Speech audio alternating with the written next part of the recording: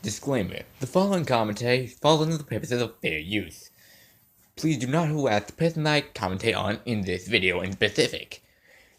As always, please enjoy the commentary, and I will see you at the end.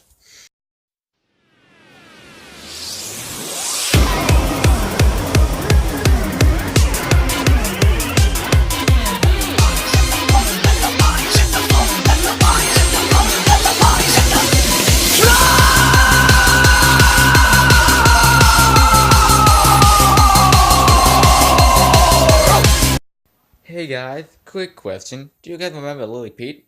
Of course you do. You guys loved her. Well, guess what? Somebody... Now you're probably wondering, what flames of insanity? Why exactly are you commentating on a video that's about a year old? This is something you want to see this guy improve. Well, firstly, this guy has not shown any sort of disowning this video anytime soon. Secondly, I don't exactly expect him to. And thirdly, since the guy is not going to change his style that dramatically, I still think that this video is fair game when it comes to commentaries. So then, without further ado, let me go ahead and get right into this video and not waste any more of you guys' time.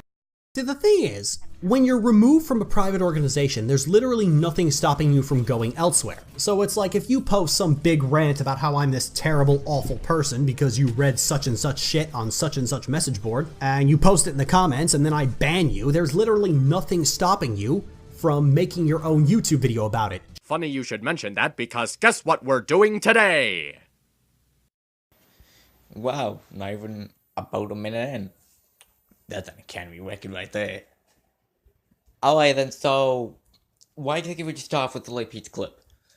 I mean, yeah, I would get it, you kind of want to show context of why you're doing this, but in the end though, you could have at least, shown some sort of an article and you reading it off. I mean, you could have at least put something like text at the bottom corner of the screen saying, this video belongs to so-and-so content creator.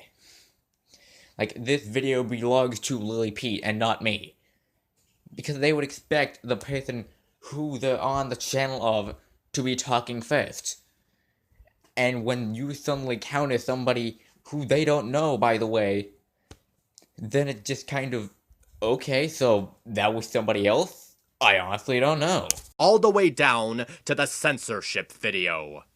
I'm not here to talk about the overuse of terms like political correctness or social justice warrior. You know as well as I do that the only manner in which those terms exist is as a shield for jerks to defend themselves from people pointing out that they're jerks. And censorship tends to be used in the same way to avoid having an uncomfortable conversation that most grown adults are going to have and should be able to have.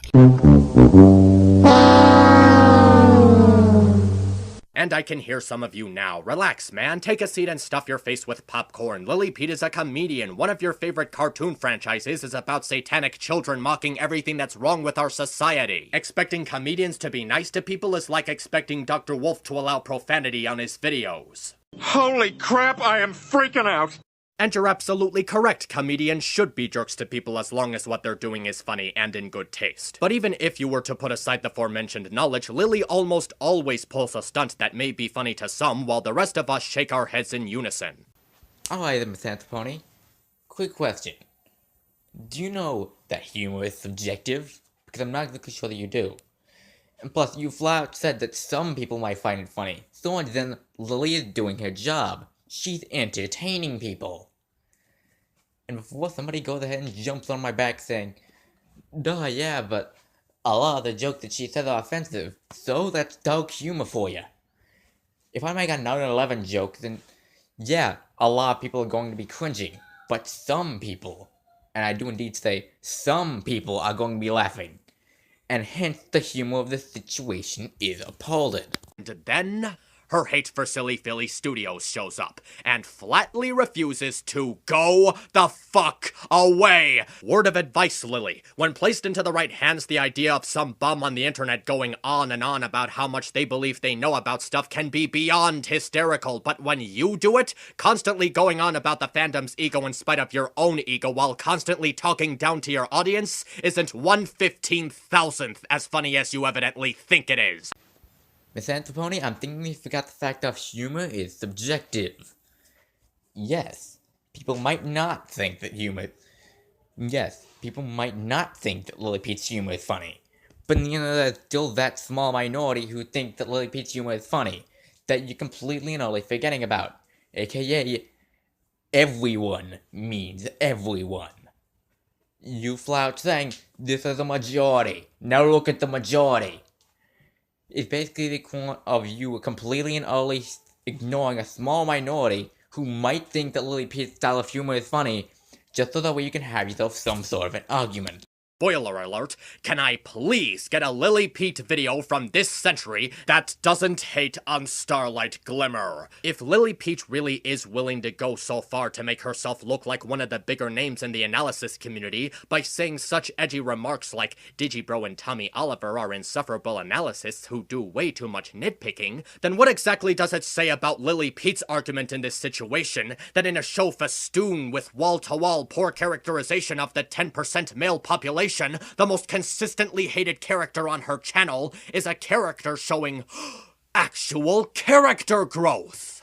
I'm done with Starlight Glimmer. I'm sick of complaining about her. You guys are sick of hearing me complain about her, and I gave her 3 chances to stop sucking and she blew every single one of them. So even if they do massively shake up the character, I will never know because the writers took too much for granted one too many times. So if an episode is advertised as centering entirely around Starlight in some manner, I'm not going to bother watching it, let alone make a video on it. That's the most selfish, egotistical thing I've ever heard. Thank you. Firstly, Lily Pete doesn't like Starlight Glimmer. And secondly, making such an edgy remark, I use massive air quotes on that, such an edgy remark as to say that she doesn't like Tommy Oliver or Digiblow. Well, guess what? That's her subjective opinion. Is what then? If she doesn't like any of these things, that's her opinion. If she doesn't like the way that thinking Digibro or Tommy Oliver analyzed My Little Pony, that's her opinion. If she doesn't like the way that Starlight Glimmer was written, that's her opinion. You chastising her, even at the ending of your video, chastising her because she has a different opinion than you, is the equivalent of the most petty thing that I've ever heard. Alright then, final thoughts time. Alright then, so a lot of this rant was, it was alright. I mean, yeah, I had to, show like a whole minute and a half of video so that way I could get my point. But, in the end, a lot of these points were just kind of reaching at best. And at worst, they were completely and utterly being subjective, so that way you could have himself some sort of an argument here. So, I mean, anyone can improve. But something that this was like 11 months ago, I'm honestly not going to go and put it past him. So then, this has been the Flames